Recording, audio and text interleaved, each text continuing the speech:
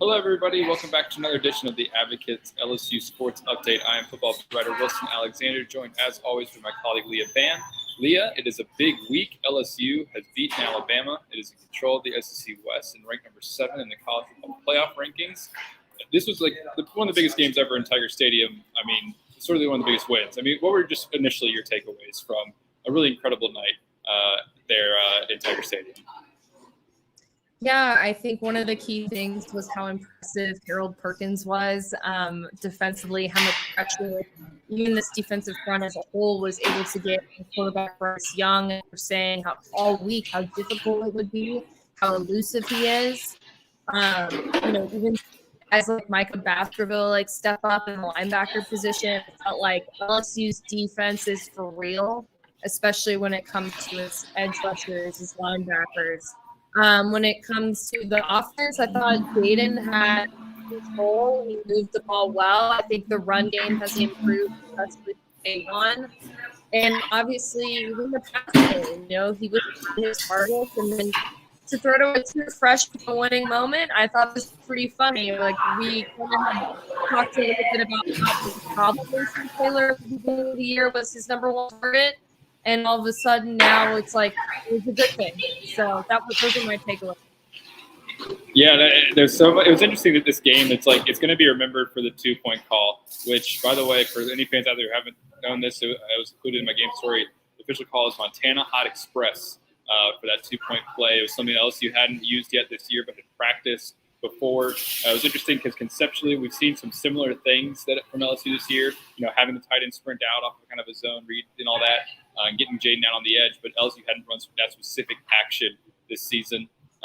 This is going to be remembered, of course, for that play and Jaden scoring in overtime and the Josh Williams block, but there's just so many little moments all over that we can look back to. I mean, the defense, like you said, played incredible for 3 quarters, and holding Alabama to only 9 points. And, even Jay Bramblett, as the punter, did a great job of pinning Alabama deep early in the first half in particular. And there's just so many little things to look back on. I thought Ali Gay played a really good game. And there was, sorry for any background noise anybody might be hearing on my end. But it was just really an impressive night. And it leads me to this question. Like I said at the top of the show, LSU now number 7 in the college football playoff rankings, 3 weeks to go in the regular season. Where do you think this team is now compared to where it was just 4 weeks ago or thereabouts after losing to Tennessee? Yeah, and I think we heard this from Brian Kelly this morning, actually, on the SEC teleconference call. After that Tennessee game, he felt like not only were players coming into work, but they were working with more intention. And I think that we've seen the fruits of that these past couple of weeks. They're fired up. They're looking for something to prove. I felt like LSU looked a lot cleaner, especially on special teams. We've harped on this all season, but, special teams actually, I won't say it was an asset, but I will say that it was cleaner. It was better. Like you said, Jay Bramblett had a really good game in the punting game, giving Alabama a difficult field position. I think as far as defense, LSU's got it down. I think keeping Harold Perkins on the field at all times was a good move. We talked about those moments. I think about that stack when Alabama was in the red zone and Harold Perkins sacking for a Bryce Young to loss on 3rd down. That was huge. I think about Converse getting that interception in the end zone. Those are these moments that you need against really good teams like Alabama, turning the ball over and getting those big time stops. That's going to help you win games against teams that normally are going to plow everybody else. I think as far as offensively, I think we've seen Jaden come into his own. I mean, he's obviously gotten more comfortable in the passing game. He has a lot more chemistry with those wide receivers. He's finding Kayshawn. He's finding Malik Neighbors. He's utilizing everybody on the field. Josh Williams has gotten better in the run game. Seems like he's turned into this multifaceted back who can help with the pass block and he can help with the run blocking. He's really been instrumental in improving that ground game, 185 yards rushing. I think other than maybe the Mississippi State game, LSU hasn't had a ground game quite as strong. So I think those are the ways that LSU has grown. Yeah, it's interesting. Let's just maybe focus specifically on that ground game for a second, because I know it's something that you've been thinking about this week, and it really floored me as I was doing my film review on Sunday, because I didn't quite maybe realize in real time just how much better LSU has gotten at running the football. The offensive line, I think, did a really good job of getting pushed up front, up the middle of the offensive line, especially in context of this Alabama matchup. That for so many years, LSU could not run the football against Alabama. You think back to 2016 when they averaged like 1.2 yards a carry, even though Leonard Fournette was in that backfield. You know, that ever since Alabama really started the streak of dominance over LSU in 2000, after LSU won 2010, you know, that sort of 2011 to really up until this season, with 2019 being the exception, LSU couldn't run the football. And LSU ran the football. You take out sacks, and LSU rushed for 200 yards on 7.1 yards per carry. A lot of it has to do with Jaden Daniels, of course, but this ground game has grown so much and seems like something they can rely on the stretch. And it's so interesting the way it works with everything building off of each other. And so I know you've been thinking about this week. Could you just explain kind of how this maybe LSU running back, sort of rushing attack, sort of works? Because it's not necessarily like super maybe like exotic in terms of how it operates, but just what did you maybe see from that ground game in terms of how it's been working this season? I think a lot of what goes into the ground game is the offensive line, and we've seen that offensive line have a lot more chemistry, especially in this latter part of the season. I think there was a moment I saw a couple of offensive linemen on a big run by Josh Williams kind of like give each other fist bumps and celebrate because they knew it was their blocks that were opening up these bigger, like gaping holes for Josh Williams to run through. But also you've got guys like John Emery who just kind of come in for these like big explosive moments, whether that be in kind of like a short pass game or in the run game. He's just kind of like provides a different look, but usually just kind of brings the energy. He's just kind of there to go make big plays every once in a while. And then Armani Goodwin, if he's back and in full force, he's kind of that power running back. He's really hard to bring down, and he's got a lot of speed too around the edge. And then you've got Jaden Daniels, obviously. And I mean, he's the leading rusher on this team. And that's part of his game. And I think LSU's offense has found this balance of, how much of like letting him play to that strength and run the ball while also throwing the ball. So I think, the rushing attack, it's been a group effort the entire season. But I think now they're kind of more like accepting of what it is and not trying to make it something different.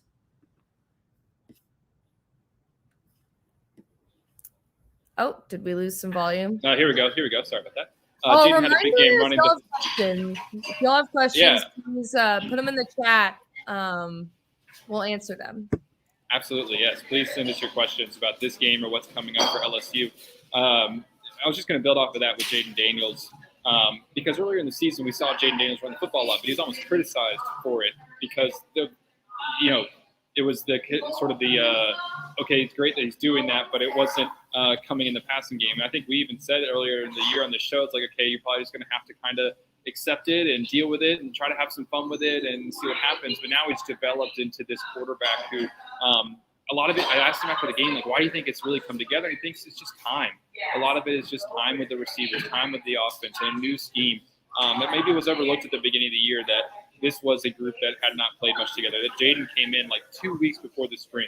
He didn't have Tayshaun until preseason camp. But now that offense is suddenly clicking in the passing game because he's being more aggressive downfield. Even though Alabama took away a lot of what they want to do through the air, he only had a couple balls really thrown downfield, like over 10 yards in the air that were completed.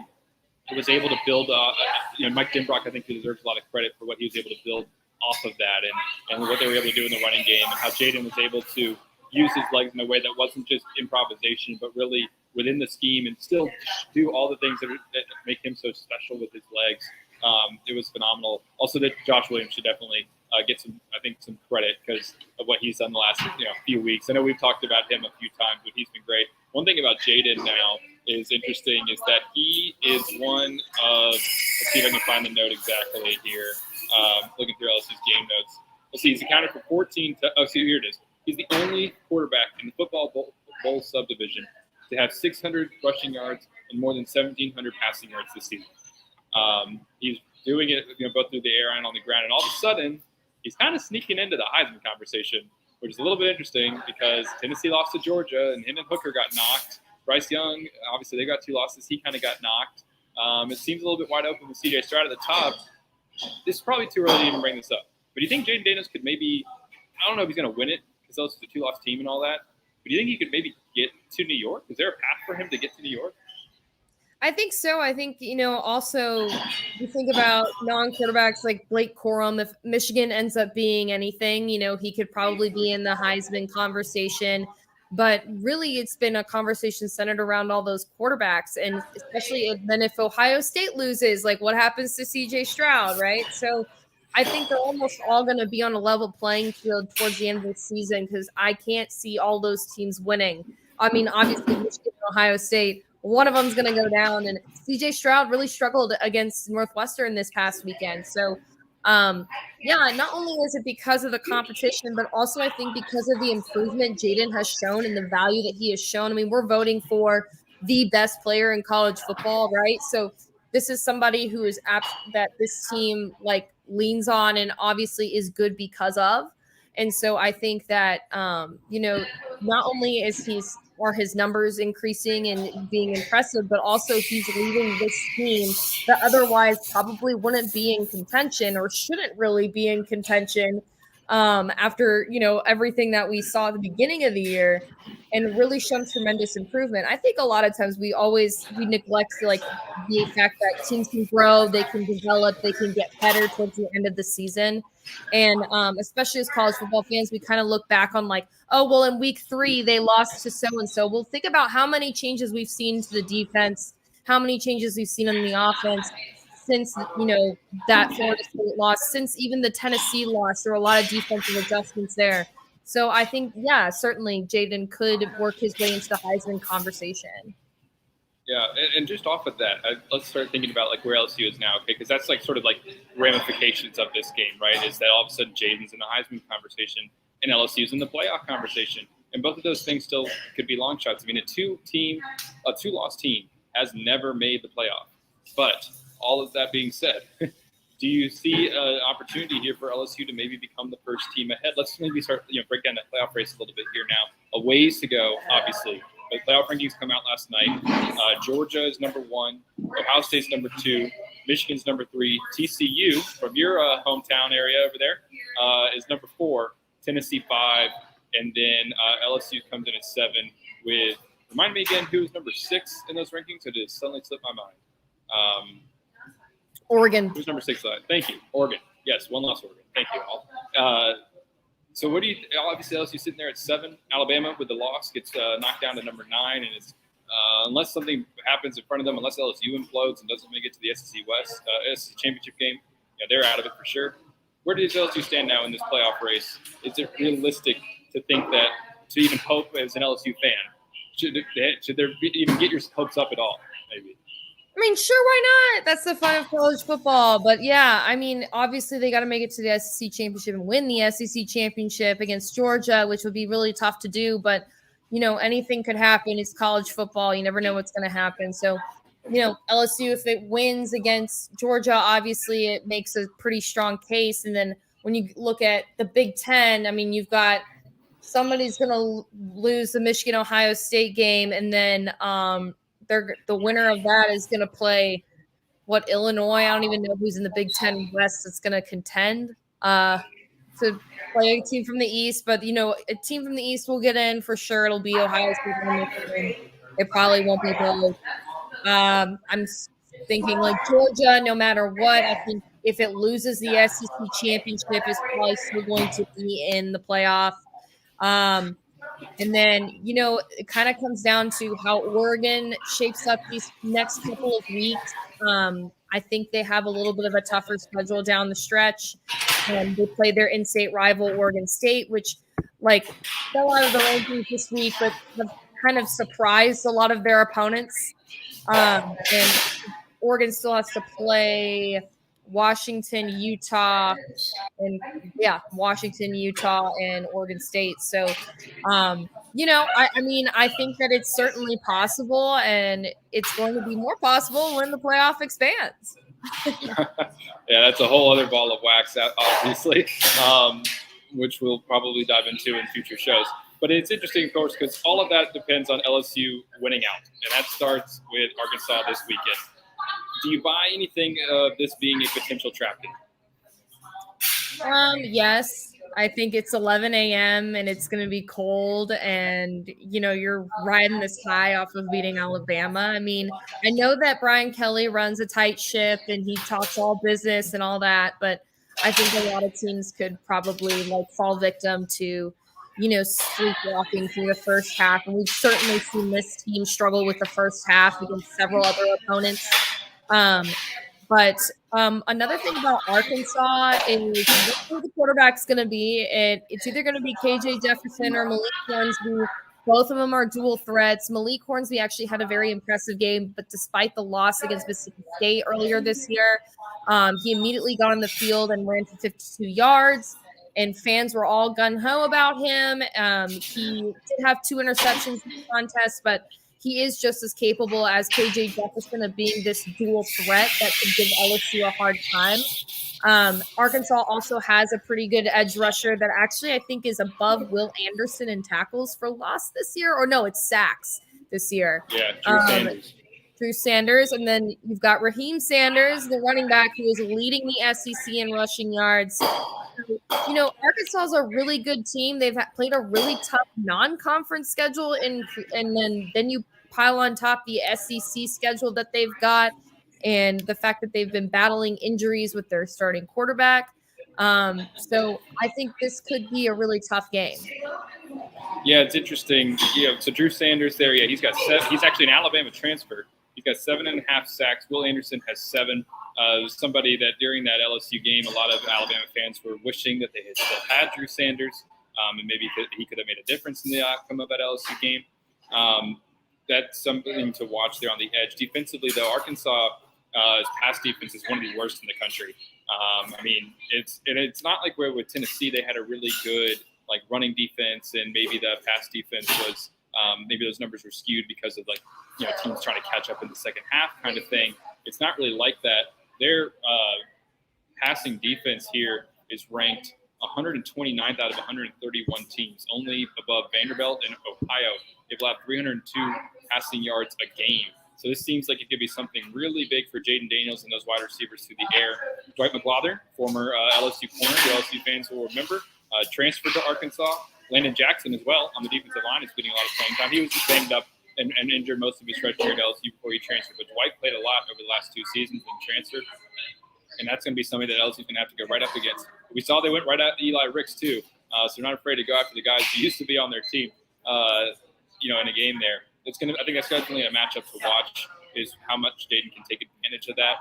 A lot of it, of course, though, starts up front with this rushing attack that LSU has, because, like we said earlier, kind of builds all off of each other. And I also want to make this point, I think, it's interesting the way that, Brian Kelly was talking about this game, that concept of a potential trap. He is, 96-17 as a betting favorite at Notre Dame. He had a 41-game streak as a betting favorite, a winning streak. It actually started against LSU in the 2018 Citrus Bowl. That streak was only snapped when LSU lost to Florida State in the opener. I think a lot of it is because of the way that he builds his programs and the things that he demands. At least that's what he's going for anyway.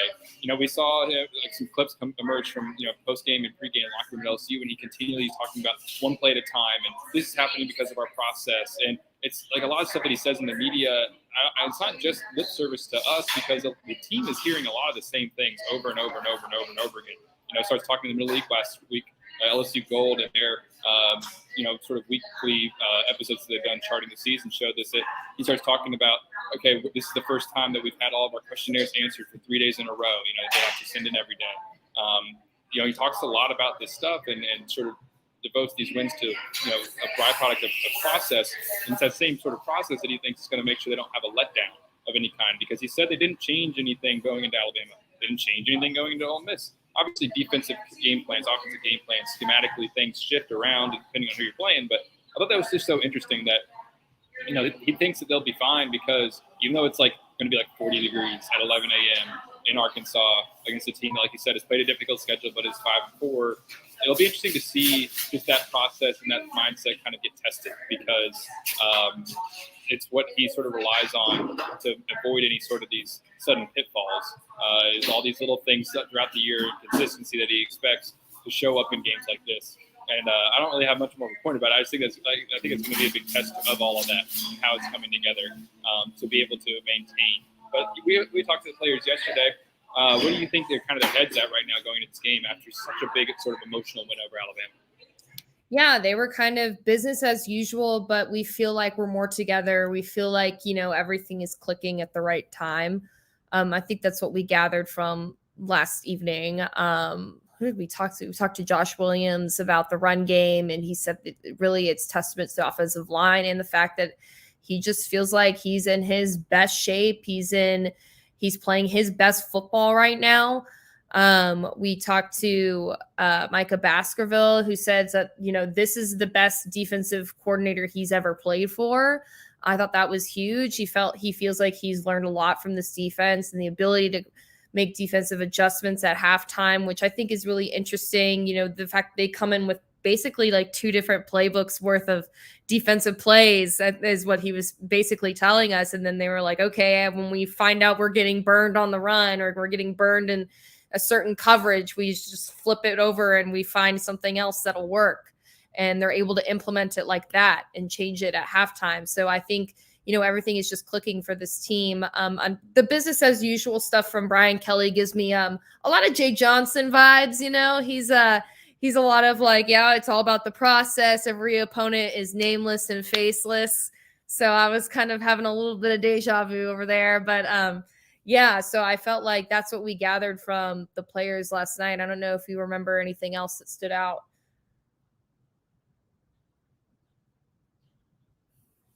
Keep meeting myself. Micah Baskerville specifically saying that he's a senior linebacker. He's been here for a while. He's seen a lot of different iterations of this team and kind of what works and what doesn't. And he's seen them go through a championship run. And even though he wasn't an integral player in that, he was present for that. And he was also present for the last 2 seasons as a starter mainly and seen what happened. And I think what just stood out to me is the fact that he said, like, we're still hungry. And I think that's very important for this team that Brian Kelly sort of started talking about today on the teleconference that, all of a sudden now we're a little bit more of the hunted instead of the hunters because we have beaten Alabama and we're first in the West. We're going to have to kind of change that way of thinking a little bit. But it sounds like even though that their place in the standings is changed, that they still have that mindset of they know what they've been through the last 2 years and they still feel like they are trying to make that a step, which as a full program, they are. They have not arrived just after beating Alabama, but they are, there's still a lot of work to be done on this roster to build this up to a place where you are like maybe a Georgia and an Alabama, even though you just beat Alabama. In terms of the talent throughout the roster, that's going to take a few classes to still build. But they're ahead of schedule right now. They are 7-2 overall, 5-1 in the SEC. And now here's the situation this weekend. If LSU beats Arkansas and Alabama beats Ole Miss, and LSU has punched its ticket to Atlanta to likely play Georgia in the SEC championship game, and then possibly, at 10-2, sitting there if it can win out against Arkansas, UAB, and then a reeling Texas A&M team, and maybe it's 10-2 at the end of the year here in year 1 under Brian Kelly playing for a title. That Georgia game would be extremely tough. We saw how Georgia played Tennessee, but we can get to all that down the road. Starts with Arkansas this weekend.